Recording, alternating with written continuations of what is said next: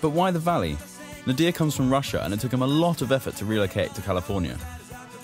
Investors will not look down on you if you are in a t-shirt versus that you're in a business suit. You don't have to be a 50-year-old professional to start a company. You can be a 20-year-old dreamer. If mankind was some kind of a simple organism and it just started becoming conscious, Silicon Valley would be its nerve center that will eventually become a brain. That's how I feel about it. Nadir has crystal clear ideas about what to do with his company. Maybe this is one of the reasons why Tim Draper decided to support him. Tim is one of the most well-known investors here, and he recently founded Draper University, a new school that teaches people how to turn their passion into successful companies.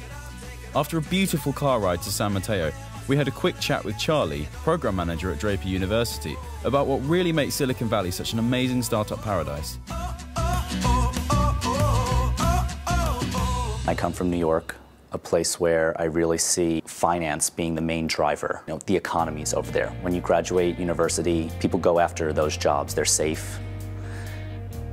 But when you come to Silicon Valley, the energy that exists here, it's intoxicating. And it's because you're not sitting behind a desk from 9 to 5. You're going after what you want to go after. And it is about meritocracy. Do you have an idea? Can you do it? Can you put together the right team? Anybody is going to listen to you. It doesn't matter if you're 16 years old, or if you're 35, or if you're 70 years old. If you can do that, people will listen to you. And we really see that through passionate people. That's what I love about this place. It's that we can put all these different people, no matter where you're from, how old you are, into the same room. They can talk to each other because they all know that at the end of the day, they can go after whatever they want and they're not chained to anything. They're just gonna follow their hearts.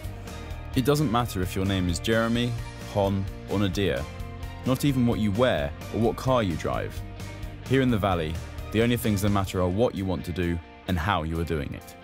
How Jeremy has successfully invited top executives to co-teach coding classes with him, or how Nadir made his dream of building rockets a reality are just some of the examples of how the local mindset and supportive attitude could make the difference between something you believe is impossible and making it happen. We met Eric Simmons in front of the beautiful Apple store in Palo Alto. He accepted our interview even though he didn't know us very well. When he said he lived in a hacker house, we knew we couldn't miss going there. It was the first office of our first company. And so what ended up happening is we ended up, we had a lot of extra room, and so we started letting other people live in the house. For us, I mean, the advantage was, one, our rent was cheaper because other people were paying for rent. But two, we just had a whole bunch of bright people, all continually hanging out with us and seeing what we were working on. And so, we became friends with them, and a handful of them ended up working with us on various things. And yeah, now it's it's kind of like a real community now.